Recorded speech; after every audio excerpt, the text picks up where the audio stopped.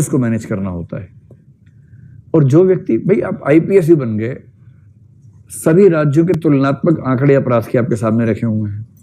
आपके जिले में पिछले 5 साल के अपराध के आंकड़े तुलनात्मक रूप से कोई वेन डायग्राम चार्ट में है, कोई टेबल में है, कोई ग्राफ में है, और आप कह रहे हैं किसी को बुलाओ भी समझा के बताओ क्या लिखा है इसके अंदर।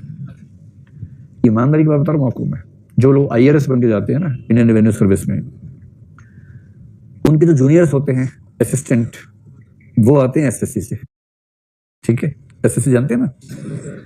और एसएससी में क्या पूछते हैं? गणित आनी चाहिए, रीजनिंग आनी चाहिए, इंग्लिश आनी चाहिए। और वो गणित, रीजनिंग, इंग्लिश में इतने हाई लेवल के लोग होते हैं, जबरदस्त उनकी पकड़ होती है इन चीजों में। रीजनिंग, उनसे आप रीजनिंग चलते पूछिए, सभी गधे कुत्ते बोलेंगे हाँ हाँ चलो आगे बताओ, सारे कुत्ते गिलास हैं, ऐसे जवाब देंगे इतना बढ़िया। और वो बनते हैं रेवेन्यू में असिस्टेंट। तो वो असिस्टेंट है, यानी प्रमोशन के बाद बनेगा आईटीओ, इनकम टैक्स ऑफिसर। और आईटीओ लंबी प्रमोशन के बाद बनेगा assistant commissioner of income tax, जो कि आप बनेंगे ज्वाइनिंग के दिन, एसीआईटी। और ये एसएससी वाला व्यक्ति 11 साल के सर्विस के बाद एसीआईटी बनेगा, जो आप डे 1 पे बनेंगे। असली बात आप सुनो, कई ऐसे असिस्टेंट कमिश्नर इनकम टैक्स होते हैं, आईआरएस बन गए, अकाउंटिंग आज तक सीखी नहीं है क्योंकि स्कूल में नहीं पढ़े अकाउंट, आर्ट्स पढ़े हुए थे, मैथ्स आता नहीं है, सी सेट में रीजनिंग और कॉम्प्रिहेंशन से काम चल गया था, क्वालिफाई कर लिया था। इंग्लिश आती नहीं है, हिंदी माध्यम से है, इंग्लिश उतनी ही आती है कि बाई चांस क्वालिफाइंग पास हो गया मेंस में, पीली चिट्ठी नहीं आई। ठीक, ये बहुत रेयर कॉम्बिनेशन है, ऐसा कॉम्बिनेशन बहुत सारे लोगों में होता है, बहुत लोगों में। और इंटरव्यू ठीक से हुआ, सीधे आईआरएस में लैंड किया, ट्रेनिंग हुई आईआरएस की। ट्रेनिंग में आते हैं सीए, इनकम टैक्स एक्ट सिखाते हैं, और इस आदमी का दिमाग का धुआं हो जाता है इनकम टैक्स एक्ट समझ के। इनकम टैक्स कैलकुलेशन सिखा रहे हैं, कॉर्पोरेट टैक्स कैलकुलेशन सिखा रहे हैं, उसको लग रहा है कि अरे यार औरंगजेब कहाँ चला गया। हमें तो उसमें मजा आता था, ये क्या क्या सिखा रहे हैं हमें और ये क्यों सिखा रहे हैं। उसके बाद फाइनल हो गया, ट्रेनिंग पूरी। ट्रेनिंग में पास करना ट्रेनिंग एकेडमी की नैतिक जिम्मेदारी होती है, वरना यूपीएससी पे सवाल उठ जाता है। इसलिए आप वहां कितना भी खराब पढ़े, अंत में पास करवा देते हैं। यहां तक कि चीटिंग का ऑर्गेनाइज सिस्टम काम करता है वहां पर कि भैया पास होना है आपको, यूपीएससी की प्रतिष्ठा का सवाल है, किसको सुन के भेज दिया है। तो आखिरी एग्जाम में जब देखता है ऐसे पास नहीं होगा, इन्विजिलेटर बाहर चले जाते थोड़ी देर के लिए कि हम चाय पी कह रहे हैं, आप अधिकारी लोग हैं, समझदार हैं, चीटिंग नहीं करेंगे। हम 10 मिनट में आ रहे हैं, ऐसा संकेत स्पष्ट होता है कि भाई है ना 10 मिनट में आ रहे हैं, 10 मिनट काफी है, एग्जाम आसान है। और 10 मिनट में उसके बाद राम राज्य स्थापित होता है वहां पर, और उसके बाद फिर सब लोग पास हो जाते हैं।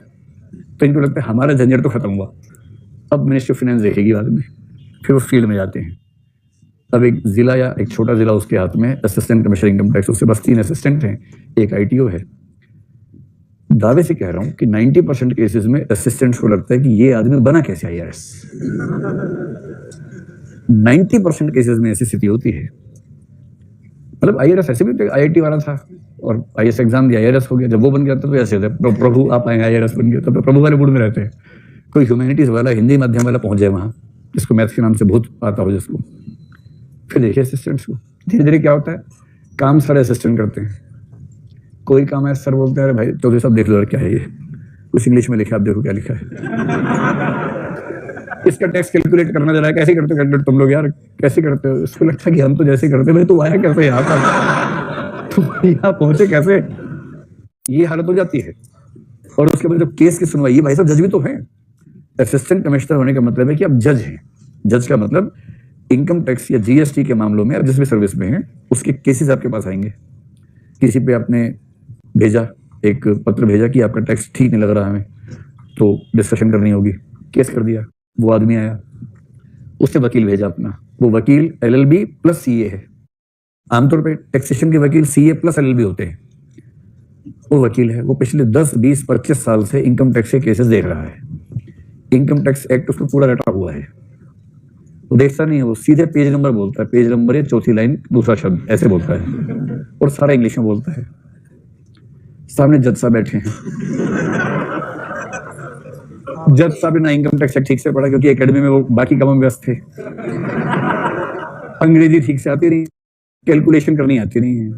कोई बोल दे 3000 का 20% है तो 5 मिनट रुको यार, 3000, 30 गुणा 20/100, 2 0 यहाँ से कटी, 30 गुणा 20, 600। 2-2.5 मिनट के बाद बोले हाँ 600, आगे बताओ। आप समझ रहे हैं कि जो वकील सामने खड़ा है, इधर दूसरा वकील खड़ा हुआ है, 2-3 असिस्टेंट खड़े हैं। वकील असिस्टेंट को देख के पूछ रहे हैं क्या ये, तो कह रहे हमें क्या पता कौन है, आ गया। क्या करेगा? अगर आप चाहते हैं कि आप IAS बन के ऐसी छवि लेके जिए, तो ऐसी जिंदगी जीने से अच्छा आदमी मर जाए। ये जीना भी कोई जीना लल्लू, जीवन तो थोड़ा सुंदर होना चाहिए ना। इसलिए भाई ठीक से समझिए इस बात को, इन चीजों को तरह गौण मत मानिए, इन स्किल्स को ठीक से इंप्रूव करें। खैर ये बताइए, किसी भी सिविल सर्विस में ठीक परफॉर्म करने के लिए बहुत बेसिक सब मैथ्स, गुणा भाग जमा घटा, फास्ट कैलकुलेशंस और डेटा इंटरप्रिटेशन, टेबल को चार्ट को बनाना समझना आना चाहिए कि नहीं आना चाहिए? आना चाहिए। तो यूपीएससी अगर इतनी सी अपेक्षा कर रही है तो क्या बुरा कर रही है? इतनी अपेक्षा, इसी पर सड़क पर उतर जाते हैं लोग, ये क्या करवा रहे हो हमसे।